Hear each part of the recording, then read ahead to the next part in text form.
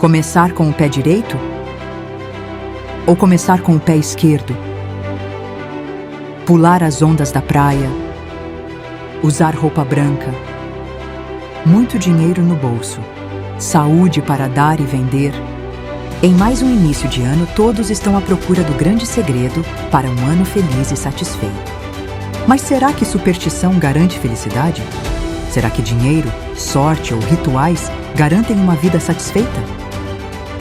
Se existe alguém que entende de vida, de felicidade e de satisfação, é quem criou a própria vida. Por isso, neste início de 2026, queremos convidar você para juntos refletirmos sobre questões cruciais para uma vida feliz e satisfeita. Para viver bem, nova série de mensagens da Recomeçar. Encaminhado um pouquinho próximo do Elton e da Eliette, e tem sido uma grande bênção compartilhar essa amizade e as coisas do reino, né? E eu tive o privilégio também de ver o embrião dessa igreja nascer, começar, e a gente fica muito feliz. 5 meses, parece que já faz mais tempo, né? Mas é muito bom ver o povo de Deus reunido todos os domingos aqui para celebrar o nome de Cristo. Amém?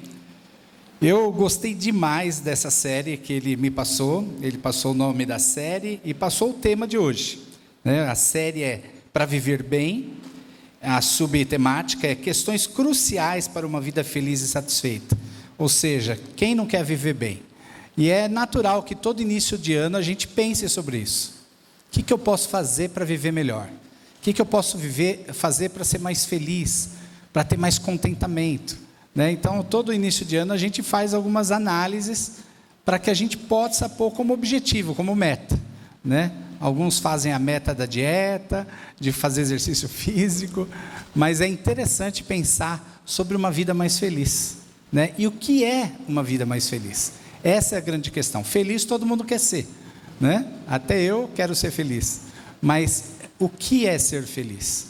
Quais os parâmetros de felicidade que a sociedade mostra e que a palavra de Deus mostra, né?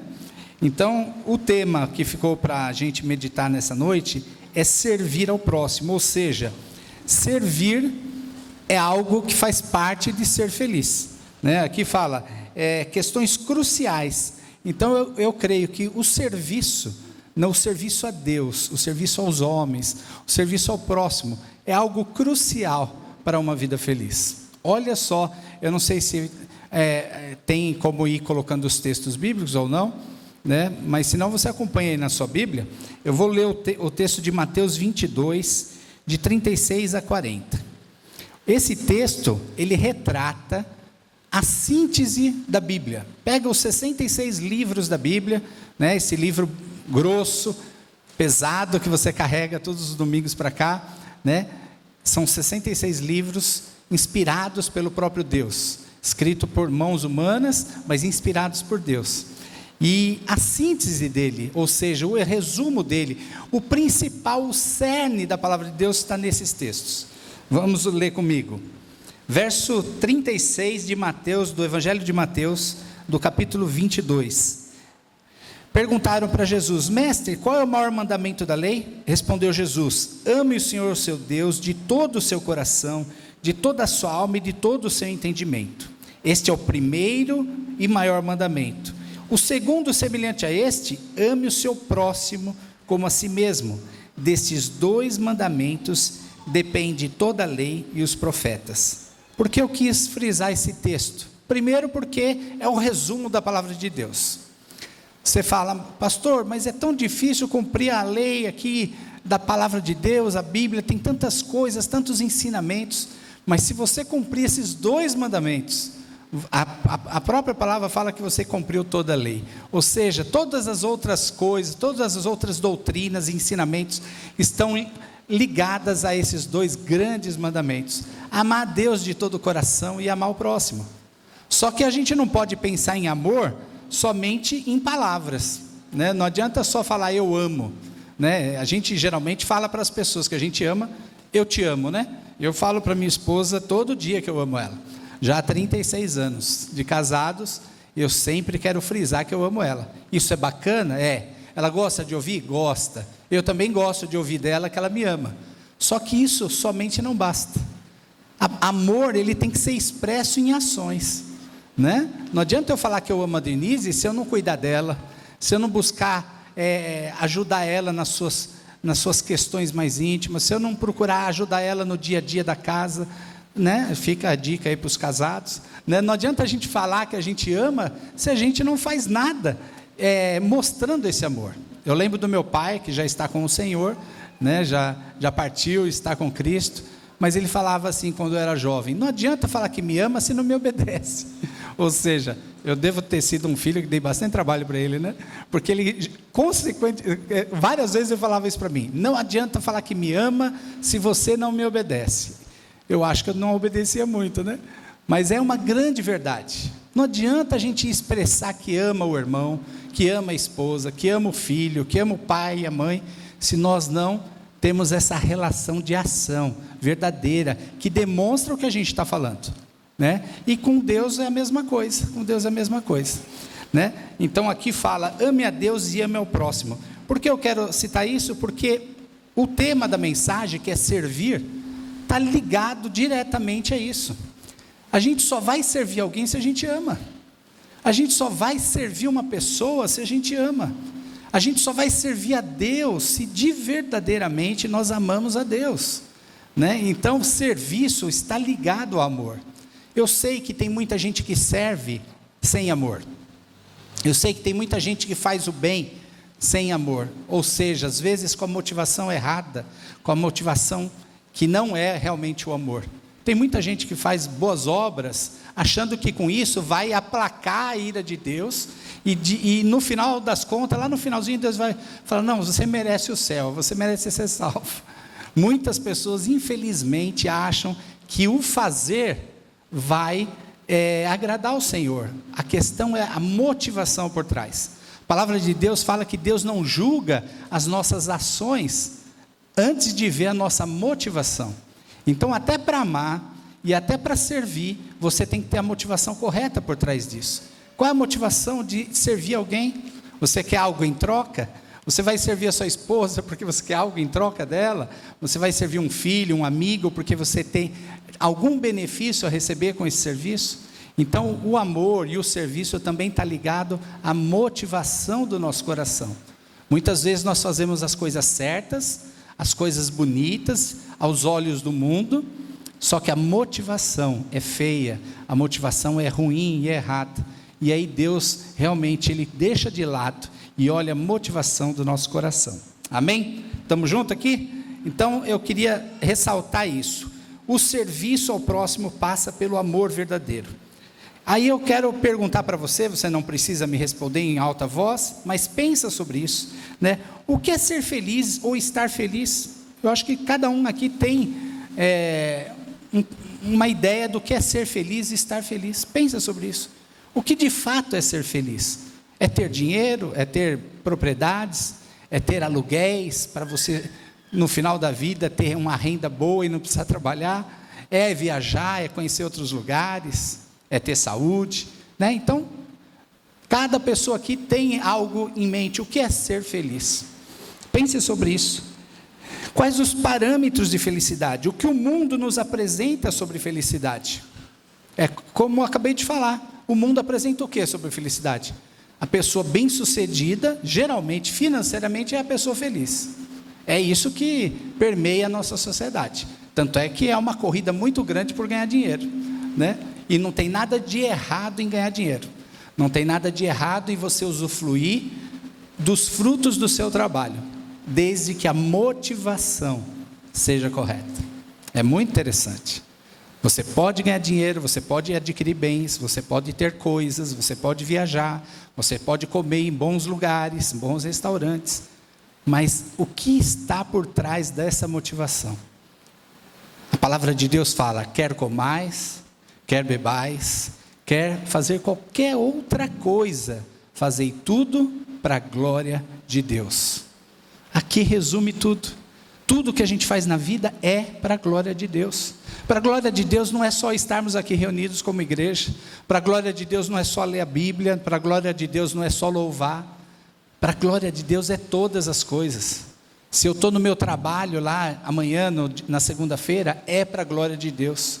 Se eu sou um funcionário de uma empresa, eu tenho que ser o melhor para o meu patrão? Não, para a glória de Deus. É lógico que o patrão vai ser beneficiado, mas você vai ser um excelente funcionário para a glória de Deus. Você é a dona de casa, você vai cuidar da sua casa, limpar a sua casa, fazer a sua comida, lavar a sua roupa, cuidar da sua família, para que você seja uma super mãe, uma super esposa? Não, é lógico que a família vai ser beneficiada, mas faça isso para a glória de Deus, porque Deus é glorificado em todas as coisas. Se você estuda, seja um aluno exemplar para a glória de Deus. É lógico que você, sendo aluno exemplar, você vai ter frutos disso, e um dia você vai ter um cargo, você vai ter posições, títulos. Isso é muito bom, mas faça tudo para que Deus seja glorificado. A vida é dessa forma, e isso permeia a felicidade da nossa existência. Nós só somos felizes se fazemos para a glória de Deus. Amém? Olha o que diz o texto de 1 Timóteo 6, capítulo 6, 7 e 8. Você não precisa abrir, eu vou ler aqui. A palavra de Deus fala sobre contentamento. Pois nada trouxemos para este mundo, e dele nada podemos levar. Por isso, tendo o que comer e o que vestir, estejamos com isso satisfeitos. Os que querem ficar ricos caem em tentação, em armadilhas e em muitos desejos descontrolados e nocivos, que levam os homens a mergulhar na ruína e na destruição. Isso não sou eu que estou falando, é a palavra de Deus. Então, é como eu falei, você querer ter coisas, riquezas, não é pecado, desde que tenha a motivação correta. Se eu quero ser um homem muito rico para a glória de Deus, e usar os meus recursos para a glória de Deus, amém, que você seja muito rico. A questão está sempre na motivação. Então a palavra de Deus fala isso, sobre contentamento. Aqui fala, tendo o que comer, o que vestir, esteja satisfeito. Jesus descreve como felizes aqueles que, lá em Mateus 5, no Sermão do Monte, no capítulo 5, de 3 a 12, eu não vou ler todo o texto, mas aqui fala das bem-aventuranças, e bem-aventurado na Bíblia é aquele cara que é muito feliz, ou aquela mulher que é muito feliz. Bem-aventurado é feliz, felizes são. A gente não está falando sobre como ser feliz nesse ano de 2026? Depois você pode pegar como lição de casa e estudar o Sermão do Monte no capítulo 5, sobre as bem-aventuranças. Olha o que a Bíblia fala sobre ser feliz. O mundo fala que é ter, adquirir, ter títulos, ser famoso no Instagram, ter muitas likes, tal. Mas olha o que a Bíblia fala. Ser feliz, bem-aventurados são os pobres de espírito, porque deles é o reino de Deus. Bem-aventurados os que choram, pois serão consolados. Bem-aventurados os humildes, pois eles receberão a terra por herança. Bem-aventurados os que têm fome e sede de justiça, pois serão satisfeitos. Bem-aventurados os misericordiosos, pois obterão misericórdia. Bem-aventurados puros de coração, pois verão a Deus. Bem-aventurados os pacificadores, pois serão chamados filhos de Deus. Bem-aventurados os perseguidos por causa da justiça, pois deles é o reino dos céus.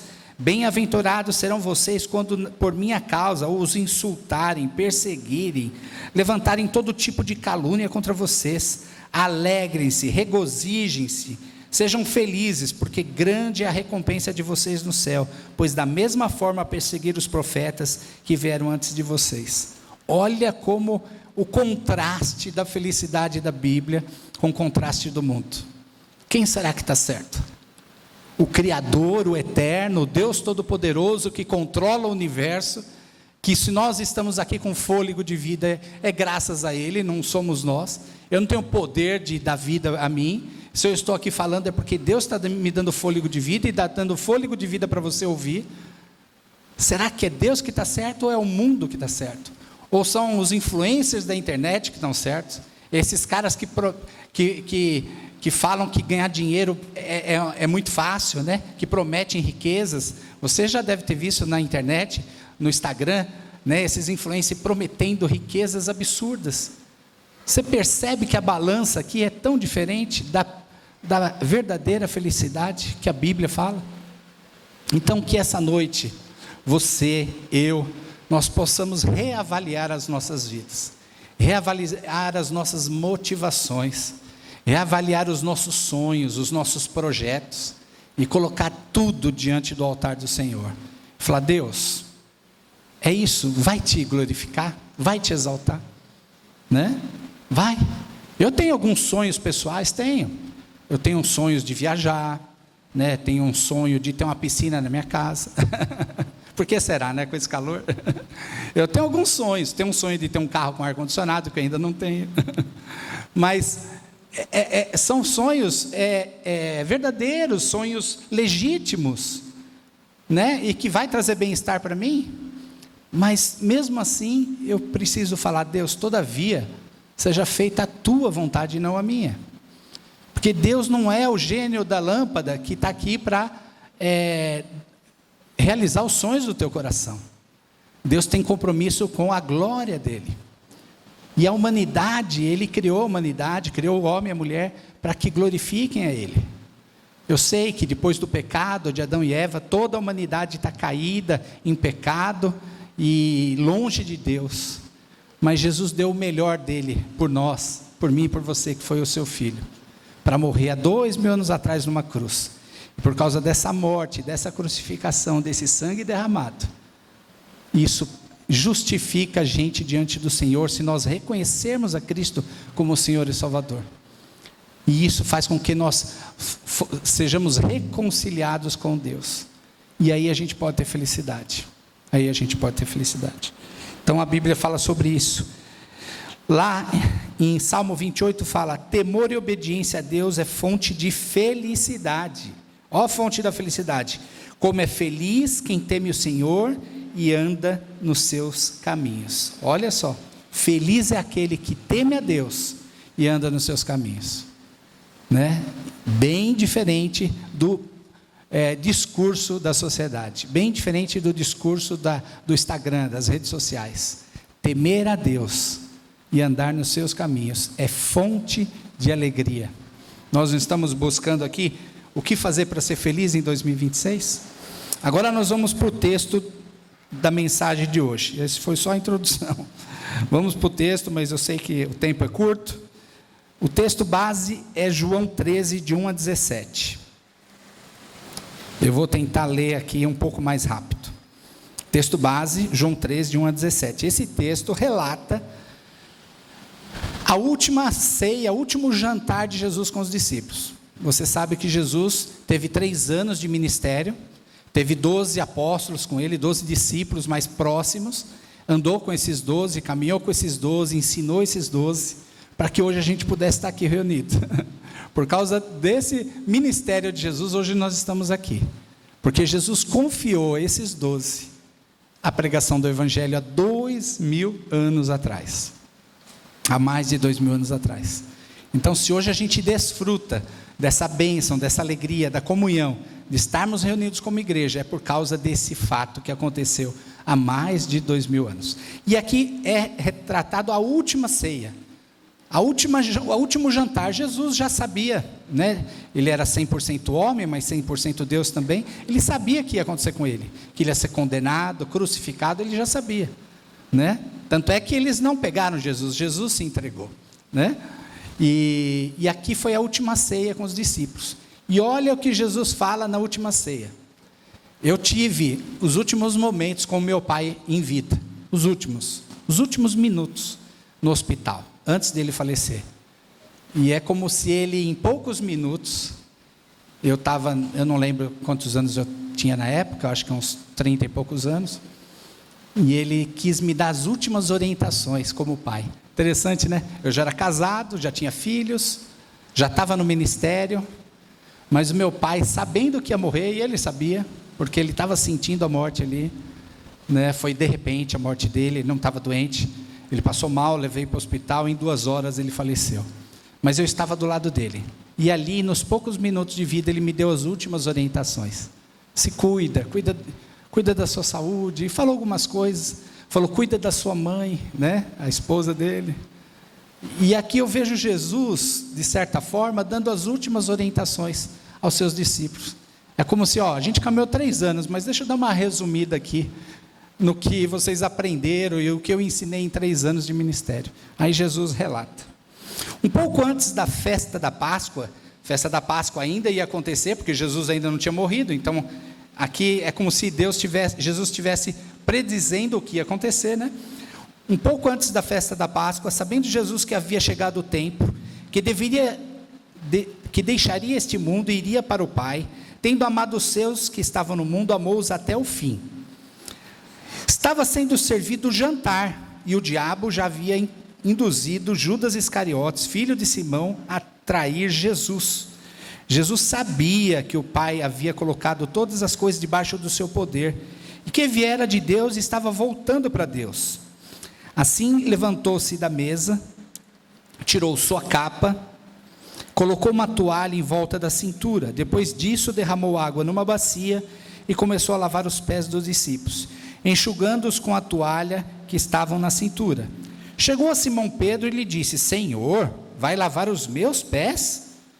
Pedrão deve ter falado: não, pera lá, é humilhante demais para Jesus, porque na época de Jesus, quem lavava os pés eram os escravos da casa, ou seja, era o serviço mais baixo que tinha naquela época, era lavar os pés das pessoas que vinham da rua, né, com os pés sujos, e para entrar na casa, tinha um escravo para lavar os pés, tirar a poeira, né, do pé.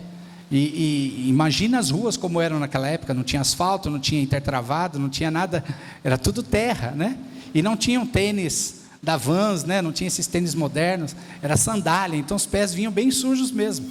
Aí Jesus faz isso. Ele derramou água na bacia e começou a lavar os pés dos discípulos, enxugando com a toalha que estava na cintura. E Simão achou estranho. Aí no verso 7, Jesus fala: você não compreende agora o que estou fazendo, mais tarde, porém, entenderá. Ou seja, Jesus já estava predizendo a sua morte aqui. Disse Pedro: nunca lavará os meus pés. Jesus respondeu: se eu não lavar os teus pés, não tem parte comigo. Olha que interessante. Pedro aqui dá a impressão que ele está sendo super espiritual, super religioso. Imagina, o Senhor é mestre, Senhor, vai lavar meu pé? De jeito nenhum.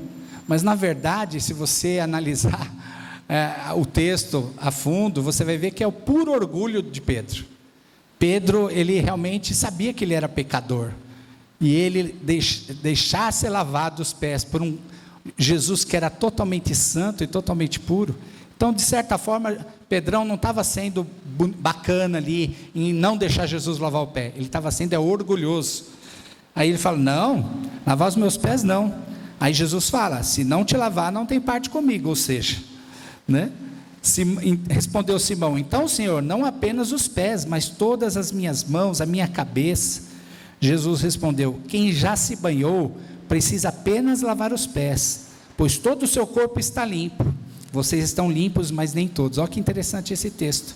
Esse texto, ele está predizendo aqueles que iriam ser salvos por sua morte e crucificação, que ainda estava por vir. Na verdade, esse acontecimento desse jantar, ele é algumas horas antes do que foi algo mais marcante da humanidade, que foi a condenação de Jesus, a crucificação de Jesus e a ressurreição de Jesus. E tudo isso acontece em 24 horas. Então, quando eles tomam esse lanche da tarde aqui, provavelmente era um lanche vespertino, pós esse jantar, Jesus já ia ser perseguido, condenado, morto e crucificado. Tudo em 24 horas. Olha que interessante. Então, quando Jesus fala que você não vai ter parte comigo, ele já está falando do que iria acontecer.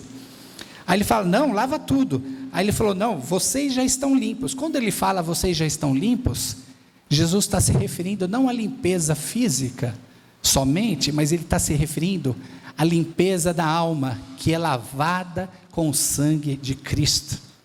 Quando ele fala vocês já estão limpos, mas nem todos, ele está falando vocês 11 estão limpos, porque Jesus já predizia a salvação dos 11 ali, mas ali estava Judas Iscariotes, e aqui ele fala: nem todos estão limpos.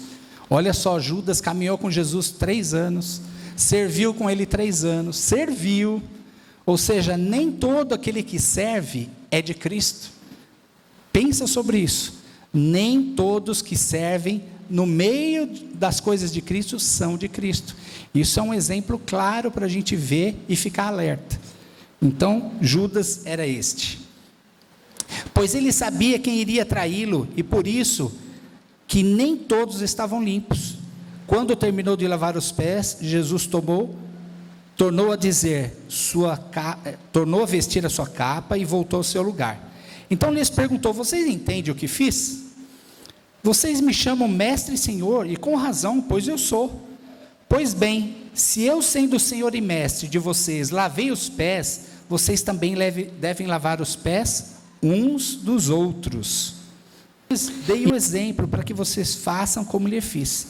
Digo-lhes verdadeiramente que nenhum escravo é maior do que seu senhor, como também nenhum mensageiro é maior do que aquele que enviou. Agora vocês sabem estas coisas, felizes serão se as praticarem. Amém? Amém? Eu vou destacar aqui 4 pontos desse texto, mas vamos orar mais uma vez, mesmo assentados. Pai amado, aqui está a Tua palavra viva, poderosa, eficaz, mais penetrante do que uma espada de 2 gumes. Peço, Senhor, que o Teu Espírito Santo fale agora ao meu coração, ao coração dos meus irmãos, que o Senhor traga à nossa mente, à nossa memória, ao nosso coração a Tua verdade que muda, que transforma, que liberta, que cura e que salva. Fala conosco, Pai, no nome forte e poderoso de Jesus. Amém? 4 pontos que eu quero destacar nesse texto. O primeiro ponto está no verso... Deixa eu ver aqui. O primeiro ponto está no verso 8, 13:8. Somente quem foi lavado pelo sangue de Cristo pode servir a Deus. Olha só. Somente quem é lavado pelo sangue de Cristo pode servir a Deus. Então, o tema dessa mensagem é servir ao próximo. E isso é muito lindo, muito nobre, deve ser feito. Não é uma opção, é uma obrigação. Não é assim, olha, fulano, se der, serve. Se der, ajuda a gente. Se der, dá para você vir ajudar a instalar o som, dá para o senhor ajudar a pôr as cadeiras, arrumar o banheiro. Se der, vamos ajudar ali no estacionamento. Se der, vamos ajudar aquela família que está com dificuldade, vamos levar uma cesta básica. Se der, não. Servir é algo que está intrínseco no amor a Deus. Se nós não servimos uns aos outros, e não servimos a Deus em consequência de servir uns aos outros, porque quando eu sirvo o Elton, e o Elton me serve, ele está servindo o próprio Deus, Eu já fui servido pelo Elton várias vezes, já fui servido pelo irmão Wellington, também de uma forma muito bacana, né? Porque o serviço, ele está ligado a amar a Deus. Então, se eu não sirvo, eu tenho que rever o meu amor a Deus. E se eu não amo o meu irmão, eu tenho que rever o meu amor a Cristo. Aliás, não é só amar a Cristo, não é só amar o irmão. Lá no Sermão do Monte, que eu falei, que é Mateus 5, 6 e 7, o sermão muito conhecido de Jesus, lá fala que eu devo amar não só o meu irmão, eu devo amar o meu inimigo. Olha como Jesus vai além da lei dos profetas do Velho Testamento. Não é somente amar porque amar o Elton é fácil. O Elton é gente boa demais. Mas amar o inimigo, aquele que me persegue, aquele que quer o meu mal, que é o mal da minha família, aquele que fala injúrias para mim, a Bíblia fala que eu tenho que amar. E não é opcional, é obrigação. Então você percebe que servir a Deus e servir ao próximo está muito além do fazer as coisas.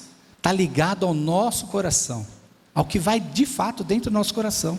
Nosso coração ama de fato, verdadeiramente a Deus, a ponto de amar o próprio inimigo? Então nós temos que pensar, porque servir e ter uma vida feliz, e o serviço faz parte de ter uma vida alegre e feliz, mas o servir não é simplesmente servir. A gente tem que olhar a motivação por trás disso. E só Deus conhece a motivação do seu coração e do meu. Só Deus prescruta o que está dentro do meu e do teu coração. Né? Você também sabe, e Deus sabe. Então nós precisamos reavaliar não só se a gente serve, não só o tipo de nosso serviço está sendo bom, mas se nós estamos servindo com a motivação correta. Amém? Então o primeiro ponto é esse, né? Somente quem é lavado e remido, porque olha que o texto de João 13:8, o texto que eu acabei de ler fala, 13:8, disse Pedro, não, nunca lavarás os meus pés. Jesus respondeu, se eu não lavar os seus pés, não tem parte comigo. Esse lava-pé aqui não é simplesmente o serviço que ele quis realmente, Jesus quis dar o exemplo do serviço, de lavar, ele tomou a forma de servo, de escravo ali, diante daquela mesa, daquela refeição, e antes da refeição ele lavou os pés dos discípulos. Então foi um exemplo de serviço, mas ele falou assim, que se ele não lavasse, ele não tinha parte com ele. Na verdade ele quis dizer que quem não tem Cristo na vida, não tem parte com ele. Você pode servir sem Cristo, mas não tem parte com Deus. É muito sério isso. Então não é somente servir, meu irmão. E é interessante que já tem um estudo, isso não é a minha fala, mas tem um estudo comprovado, que quando a gente serve o próximo, quando a gente faz o bem para alguém, no nosso organismo acontece uma enxurrada aqui de hormônios que eu não sei explicar direito, os cientistas devem explicar, mas já foi comprovado, que libera o hormônio da satisfação, da alegria, do prazer.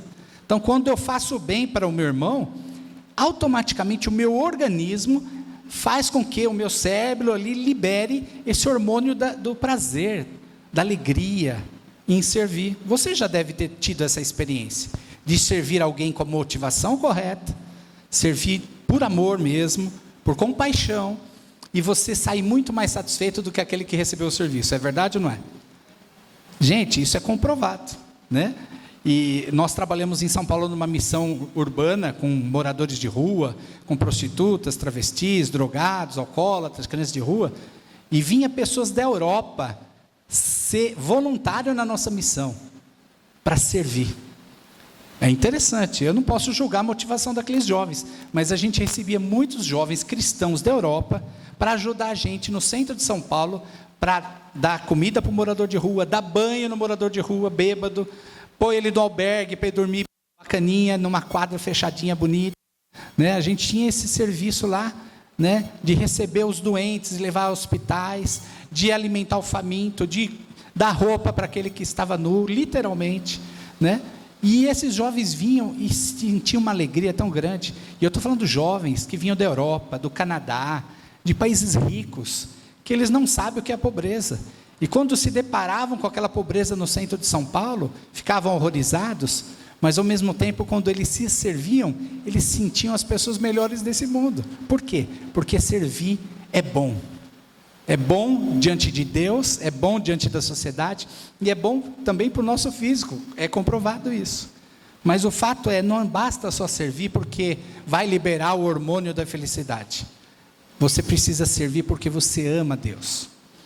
Eu e a Denise moramos com pessoas oriundas da rua, alguns aqui sabem, lá em São Paulo nós tivemos uma casa que chamava Casa Família, né? Uma casa grande, onde a gente tirava as pessoas da rua, dos prostíbulos, do tráfico, das drogas, levávamos para uma fazenda a 70 quilômetros de São Paulo, lá cuidávamos deles por uns 9 meses, para tirar toda aquela casta do pecado, da sujeira da rua, das enfermidades, pessoas que a sociedade já tinha colocado de lado, e depois a gente trazia eles para morar dentro da nossa casa, né? Eu lembro que eu era casado com a Denise, a Thalita tinha 6 anos, o Bruno 4 anos, e nós recebemos pessoas para morar conosco, e durante 8 anos moramos com 25 pessoas debaixo do nosso teto, ex-ladrão, ex-assassino, ex-traficante, ex-prostituta, ex-travesti, ex-morador de rua.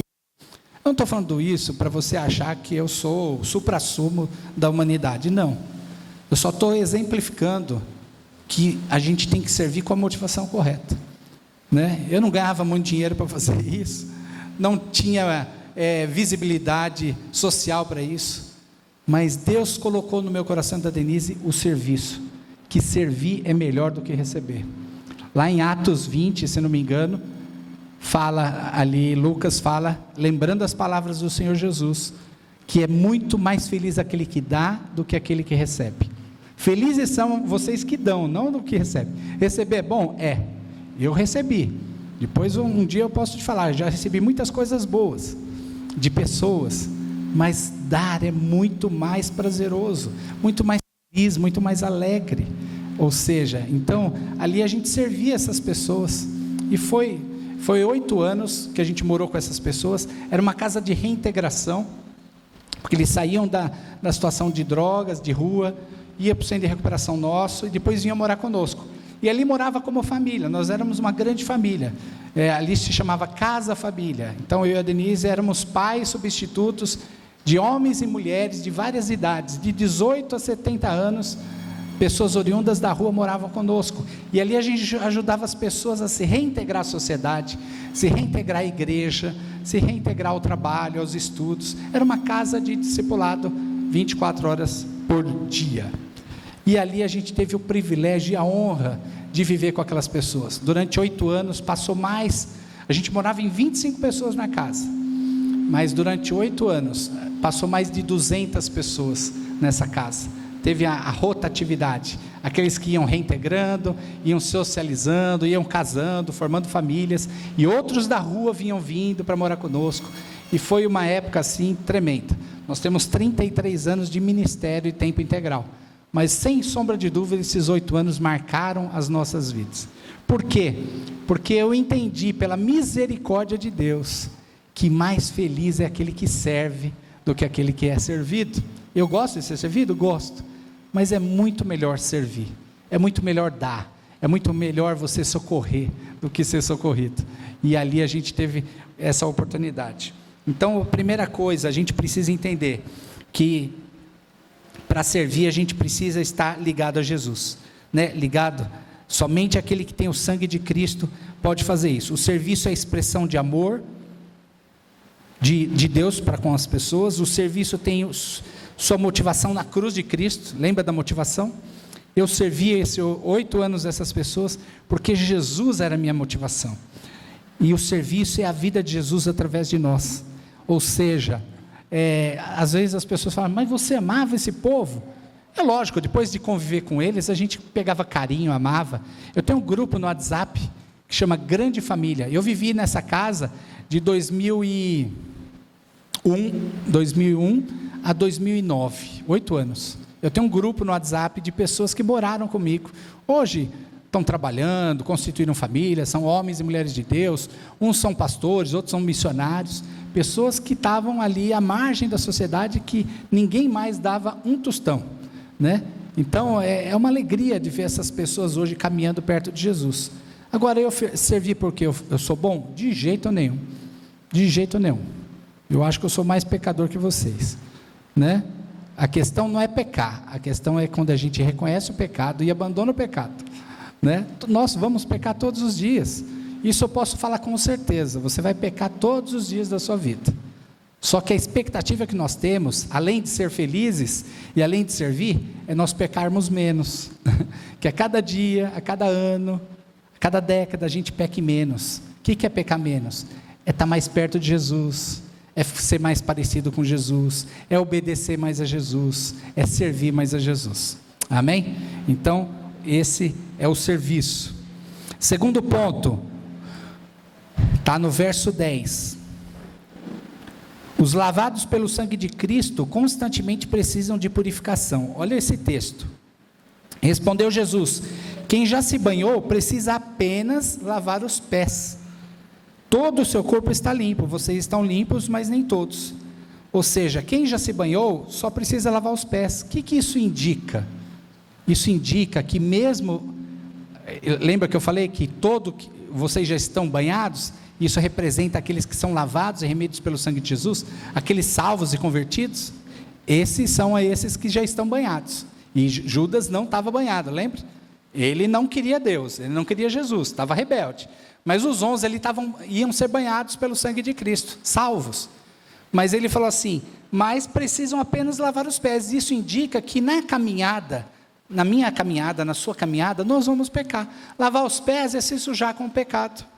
Então, constantemente a gente precisa lavar os pés. Não literalmente, apesar que literalmente também. Todo dia a gente suja o pé, né? Principalmente eu que moro na roça, ando de chinelo, imagina como o meu pé fica, né? Então, todo dia eu tenho que lavar bem o pé. Mas o lavar o pé aqui, ele sinaliza o pecado. Nós constantemente precisamos ir até Jesus pedir perdão dos nossos pecados, né? Lavar os nossos pés. E aí Jesus fala, vocês já tomaram banho, mas vocês precisa somente lavar os pés. Então, na caminhada com Cristo, acabamos sujando os pés, precisamos de perdão renovado e restauração da comunhão com Cristo. Isso quer dizer que nós temos que todo dia, né, chegar no final do dia, e eu faço isso muitas vezes, falo, Deus, sonda o meu coração. Eu gosto da oração de Davi, do Salmo 139. O versículo eu não lembro, mas ali no Salmo 139, Davi fala, Senhor, sonda o meu coração. Vê se há em mim algum pecado, algum caminho errado, e guia-me pelo caminho eterno. Essa é uma oração, meu irmão, minha irmã, que você tem que fazer todos os dias da sua vida, porque todos os dias nós vamos sujar os pés. Não tem um ser humano sequer na face da terra que passe 24 horas do dia sem pecar. Eu te garanto que não tem. Ah, Marcelo, você não conhece minha vida? Eu sou muito crente, sou muito santo, leio a Bíblia, dou o dízimo, e faço isso, e sirvo, não sei o quê, mas você peca. Não existe ser humano que não peque. A gente pode até pecar menos que outros, mas a gente peca. Peca em pensamento, peca em atitudes, peca em palavras, peca em não fazer o certo, peca em se anular e ficar quietinho, também peca porque você está deixando de fazer o que é correto. Então nós pecamos. Então o lava-pé aqui indica que todos os dias precisamos ir aos pés de Jesus e pedir perdão e falar, Jesus, lava meu pé de novo. Eu quero andar com o Senhor. Sabe qual a oração que eu faço todo começo de ano? Todos os começos de ano. E falei isso para um pastor amigo, esses dias que eu estava de férias na praia em São Paulo. E ele falou, você tem algum pedido de oração? Eu falei, tenho.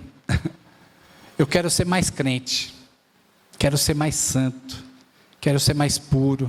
Quero ser mais piedoso. Quero ser mais parecido com Jesus. Todo ano eu faço essa oração. Todo começo de ano. Porque é de verdade, Deus conhece o meu coração. Eu não estou satisfeito com a minha vida. Eu quero ser melhor. Mas para eu ser melhor, Jesus precisa fazer algo. Porque, como o apóstolo Paulo disse, o bem que eu quero fazer eu não consigo. Mas o mal que eu não quero, esse eu faço com facilidade. O apóstolo Paulo, né, o grande apóstolo Paulo do Novo Testamento, que escreveu várias cartas, ele falou isso. O bem que eu quero, eu não consigo fazer. Mas o mal eu faço com facilidade. Então nós precisamos de Jesus todos os dias na nossa vida. Jesus me ajuda, Jesus me dá força, Jesus, ultimamente eu tenho falado, Jesus, põe a tua mente na minha mente, todos os dias, porque a gente peca muito em pensamento, não é verdade? A gente não peca, só eu que peco em pensamento, não precisa se sinalizar, mas eu queria saber se alguém peca em pensamento. Eu peco demais em pensamento, porque o pensamento a gente não controla, não é verdade? Na verdade, a gente pode exercitar a nossa mente, mas porque lá em Filipenses fala que tudo que é puro, santo, honesto, e que é de boa fama, que há algum louvor, alguma virtude, e isso ocupe a sua mente. Né? Filipenses 4, 9, acho que é, 8 e 9. Então, é isso que você tem que fazer. Se você peca como eu, em pensamento, fala, Jesus, põe a tua mente em mim. Eu quero ter a mente de Cristo. Eu quero ter o caráter de Cristo. Eu quero ter o amor de Cristo. Eu quero ter o perdão de Cristo. O perdão de Cristo é perdoar os inimigos. O que Jesus falou na cruz? Pai, perdoa porque não sabem o que fazem. Jesus pediu perdão pelos que estavam crucificando, né? Mas é isso que, para a gente ser feliz, meu irmão, minha irmã, nós precisamos ter isso. Essa é a verdadeira essência da felicidade. Amar a Deus, amar o próximo e servi-los.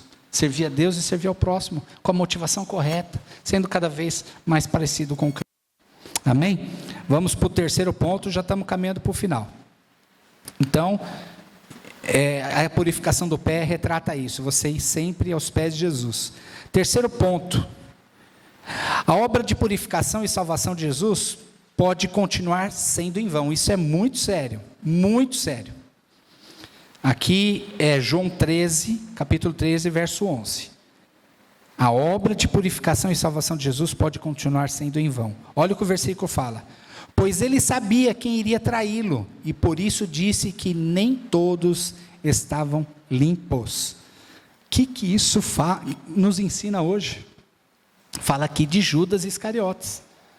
né? Todos estão limpos, mas nem todos. Ou seja, ele não está falando de um endemoniado, ele não está falando de um cara que estava perseguindo ele está falando daquele que caminhou com ele, comeu com ele, dormiu com ele. Jesus andou com esses 12 a todo momento. Eu brinco que Jesus teve a primeira casa-família, que foi com esses 12 discípulos, né? Ele acordava em pé, de mau humor, o povo ali, com Jesus, com a boca ali com um cheiro mau, com mau hálito. Ele caminhou de perto com eles. Esses homens viram o que Deus pode e podia e fazia, os milagres, os sinais, as maravilhas, os prodígios. E mesmo caminhando com Jesus 3 anos, olha que privilégio, 3 anos dormindo com Jesus, andando com Jesus, pescando Jesus, andando de barco com Jesus, caminhando com Jesus. Mesmo assim, Judas deu uma brecha e deixou o diabo entrar no seu coração. Isso nos alerta como igreja. Nem todos, eu não estou falando dessa igreja, mas da igreja do modo geral, a igreja de Cristo. Nem todos que estão dentro da igreja são de Cristo. Você pode estar perdido sentado nessa cadeira. Eu não estou te acusando, só estou dando um alerta. Você pode estar perdido, vindo todos os domingos, sentando nessa cadeira e ainda caminhando a passos largos para o inferno. Porque a Bíblia é muito clara. Só vai ter salvação em Cristo aquele que reconhece Jesus como o único Senhor e Salvador.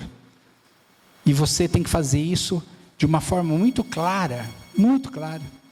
Eu tive um pastor Edson Queiroz de Oliveira, lá em Santo André, foi meu pastor mais de 40 anos, eu já falei isso para o Elton. Ele tinha um hábito bonito, não estou falando que quem não faz é errado, mas ele tinha um hábito muito bonito, de toda a pregação, no final da pregação. Ele falava assim: tem alguém aqui que verdadeiramente entende que ainda não se converteu?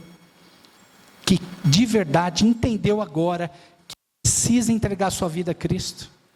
E gente, isso não é falar, vem fazer parte da Batista Recomeçar, vem ser membro aqui, vem dar dízimo aqui. Não, é fazer parte da família de Deus. E Judas, ele achava que ele fazia parte. Caminhou com Jesus, andou com Jesus, comeu com Jesus, dormiu com Jesus, serviu com Jesus. E Jesus falou: ele não tem parte comigo. Então isso fica algo para a gente pensar.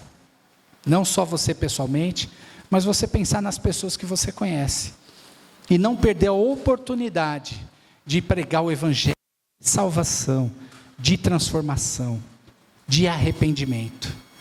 E hoje em dia a gente vê muitas pregações, mas poucas que falam sobre o verdadeiro arrependimento. E todos pecaram. A Bíblia fala que todos pecaram. E todos estão separados da glória de Deus.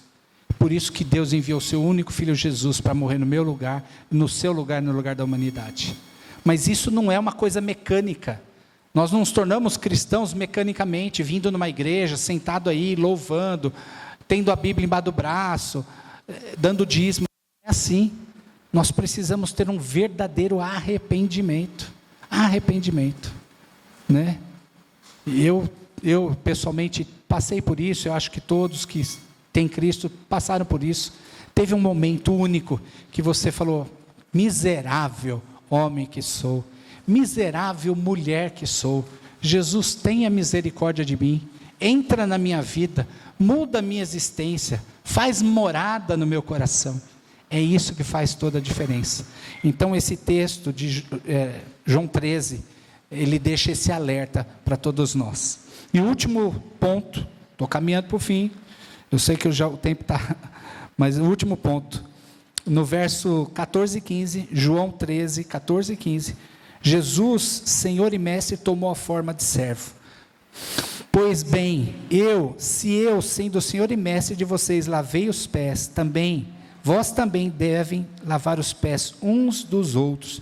Eu lhes dei o exemplo para que vocês façam como eu lhes fiz. Ou seja, Jesus é o nosso maior exemplo. Sabe, se o pastor Elton colocou como tema dessa mensagem, servir ao próximo, não é algo que você vai agregar na sua vida, agregar na sua agenda, agregar no seu dia a dia, não. Tem que ser essência, tem que fazer parte da essência sua, de você para com Deus. Servir faz parte da essência. Lembra que eu falei? Amar a Deus e amar o próximo. Se eu amo a Deus e amo o próximo, eu vou servir naturalmente. Servir não é algo que você vai agregar como um tênis novo, uma roupa nova, ou um dia que você vai separar para servir. Não, vai fazer parte da sua essência. Vai fazer tão parte da sua essência, que um dia o pastor Elton vai ver aqui um monte de gente brigando. Aí vai falar, o que está acontecendo? Não, pastor, eu que quero servir, eu que vou lavar o banheiro. Não, eu que vou cuidar do som. Não, eu que vou levar a cesta básica para o pobre necessitado. Não, eu não. Não, deixa para mim. É isso que o pastor Elton quer. Ver as pessoas brigando no bom sentido para servir. Porque entenderam a essência do serviço, que é amar a Deus e amar o próximo como a ti mesmo. Servir faz parte da vida. Não é algo que o pastor Elton precisa clamar. Isso tem que fluir de vocês. As pessoas às vezes falam, pô Marcelo, como você morou com 8 anos com 200 pessoas da rua? Eu falei, meu irmão, foi os melhores 8 anos da minha vida. Deus sabe o que eu estou falando, a Denise sabe, meus filhos sabem. Foi os melhores 8 anos da minha vida. Eu não estou em detrimento dos outros anos, do que eu faço hoje cuidando de pastores e missionários. Estou falando que é inferior. Mas aqueles 8 anos foram os melhores 8 anos. Como foi bom morar com aquele povo. Como foi bom dividir o prato de comida com aquele povo. Você imagina sustentar 25 pessoas todo dia. Você fala, Marcelo devia ser um empresário rico, né? É nada, eu era metalúrgico. Pobre, de marré. Mas o Deus, quando põe um propósito no seu coração, o que você não deve se preocupar é com dinheiro. Se Deus te chama e manda fazer, Ele vai suprir. Tinha vezes que a gente cortava lá a linguiça, e isso é verdade, não é um exemplo, é verdade. É 3 rodelinhas de linguiça para cada um, 25 pessoas, 3 rodelinhas de linguiça. Era contado, arroz e feijão à vontade, mas a linguiça era cortadinha, 3 rodelinhas. Eu lembro dos meus filhos, falavam, papai, eu quero mais. E eu não podia, ali, quando eu estava ensinando aquelas pessoas a viver em comunidade cristã, beneficiar meus filhos. Aí o que eu fazia, Denise? Eu tirava do nosso prato e dava para eles. E a gente comia o arroz e feijão puro. E eu não estou falando que eu sou bom por causa disso. Eu estou falando que quando Deus coloca no nosso coração a essência do amor e do serviço, isso se torna fácil, se torna natural. Isso não me faz melhor que vocês, meu irmão. Não me faz melhor que vocês. A questão é só entender o propósito de Deus na minha vida e na tua vida. E o que Deus quer fazer de você um homem ou mulher feliz. Um homem ou mulher feliz não é aquele que vai estar em castelos, em prédios, em casas ricas. Não estou falando que é errado, eu já disse isso. Não estou falando de errado, que é ser rico, não tem nada de pecado nisso. Mas ser feliz não está ligado a isso. Eu já conheci muitos homens e mulheres muito ricas que você não tem nem ideia. Eu não sei nem como explicar como eles são ricos. Tive relacionamento com algumas pessoas assim. E o fato de ser amigo das pessoas não me fez rico. Pelo contrário, esses homens eram mais muquirana do que qualquer outro. Mas o que eu quero dizer, eles não eram felizes, isso eu posso afirmar. Não eram felizes. Eram pessoas vazias, tristes, sem motivação de vida, rancorosas, com o rosto semblante baixo. Quanto mais rico elas eram, mais infelizes elas eram. Agora, por causa do dinheiro? Não. Por causa da ausência de Jesus, daquele que morreu por nós. Então, é bom ser rico? Deve ser bom, eu nunca fui. Desde que a motivação seja Cristo, a cruz de Cristo. Seja um homem rico cheio do Espírito Santo. Seja um homem rico e uma mulher rica cheia de Deus. Porque você vai desfrutar dessas coisas boas, mas você vai ter o privilégio de dividir com aqueles que não têm. Amém? Então, é isso aí. Jesus é o nosso exemplo. Não podemos negar de servir os outros. O serviço é indispensável no convívio entre nós.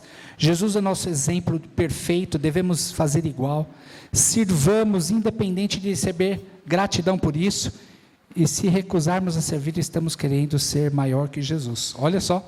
Se nós recusarmos a servir, queremos ser maior que Jesus. Porque Jesus, sendo Senhor e Mestre, se vestiu como servo, como escravo, e lavou o pé dos discípulos, dando exemplo, e você não servir, então você está falando que você é maior que o Senhor Jesus.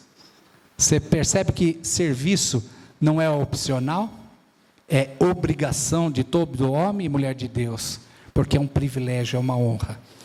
E outro ponto desse último ponto é aquele negócio, servir independente de receber aplauso. Isso que eu acho que é o mais difícil. É difícil servir? O mais difícil é servir e não receber aplauso por isso.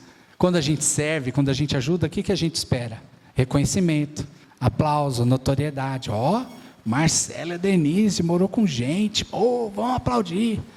Isso aí, a nossa carne gosta do reconhecimento do bem que a gente faz, mas Jesus ensina que a gente deve fazer independente disso, amar incondicionalmente, mesmo que você não receba aplauso, mesmo que você não seja destacado. Eu sei que eu estou com o tempo corrido, mas eu vou dar um exemplo.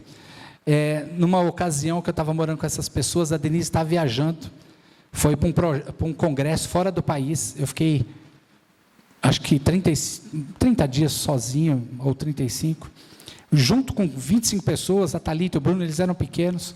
O Bruno bateu a boca, abriu o beiço aqui no pé da cama, mas o negócio ficou assim pendurado, sangrando, parecia que o sangue do meu filho todo ia sair ali, e foi sério mesmo. Era um dia de chuva em São Paulo, noite, e eu falei, e agora? Eu vou ter que pegar ele, mas a Thalita é pequena, eu vou ter que levar os dois. Chego na sala, porque isso foi no quarto, mostro para o povo, olha o que aconteceu. Aquelas pessoas que eu dava a minha vida por elas, ninguém se levantou do sofá para me socorrer. Olharam, ficaram assim, e eu tive que ir para a chuva, abrir o portão, pôr no carro, levar minha filha na casa do meu pai, para ir para o hospital com o Bruno, e para ele dar ponto ali. Foi uma situação bem difícil, Denise fora do país. Então, o que eu quero dizer? Se eu fosse olhar para aquelas pessoas com um olhar humano, no dia seguinte eu ia pegar minhas coisas e ir embora daquela casa, porque na hora que eu mais precisei, ninguém me ajudou. Mas eu não estava ali para receber aplauso, eu não estava ali para ser reconhecido, para eles me ajudar. Eu te ajudo, mas quando eu precisar, você me ajuda. Não estava lá para isso. Mas eu confesso que eu fiquei com o coração bem triste, bem machucado. Mas Jesus me consolou e falou, meu filho, você não está aqui por causa deles, você está aqui por causa de mim. Você não está aqui por essas pessoas, você está aqui por causa de mim. Então, quando você servir, seja qual serviço for, você não está servindo o pastor Elton, você não está servindo a igreja Cultivar, Batista Cultivar, Recomeçar, você não está servindo a sociedade, você está servindo a Deus. Independente que você fizer, se é uma cesta básica, se é socorrer uma pessoa, se é fazer uma visita, se é arrumar a igreja, seja o que for, ponha na sua mente, você está servindo a Deus. E quando você tem isso em mente, você serve com alegria e com paz, independente de ser reconhecido ou ter reconhecimento. Amém? Finalizando, eu sempre falo que finalizando e nunca termino, né? Mas conclusão, servir com a motivação correta. 1 Coríntios 13:3, ainda que eu dê aos pobres tudo o que eu possuo, entregue o meu corpo para ser queimado, mas não tiver amor, nada disso me valerá. 1 Coríntios 13:3, eu posso fazer de tudo, como eu falei agora, mas se eu não fizer por amor a Deus, de nada tem valor. Lá em Colossenses 3:23 e 24 fala, servir como um ato de adoração.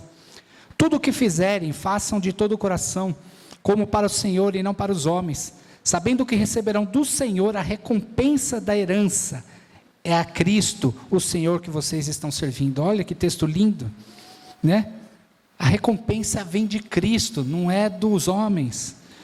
Outro texto, Lucas 13, 14, servir traz felicidade. O tema da nossa mensagem não é ser feliz, é servir para ser feliz. Olha só, servir traz felicidade, mas quando der um banquete, convide os pobres, os aleijados, os mancos, os cegos. Feliz será você, porque esses não têm como retribuir. A sua recompensa virá na ressurreição dos justos. Aquele povo da Casa Família não tinha como retribuir, mas a recompensa virá na ressurreição dos justos. E por último, servir é obediência a Deus. Eu lhes dei o exemplo para que vocês façam como eu fiz. Então, meu irmão e minha irmã, se você é discípulo de Cristo, se você carrega esse nome, que Jesus é teu Senhor e teu Salvador, e você quer ser feliz nessa vida, quer ser feliz nesse ano de 2026, isso passa pelo serviço. Serviço não é uma coisa que você vai agregar, é a essência. Se eu amo, eu sirvo. Se eu amo, eu sirvo independente de receber algo em troca, porque isso, a recompensa virá na eternidade. Amém? Deus abençoe.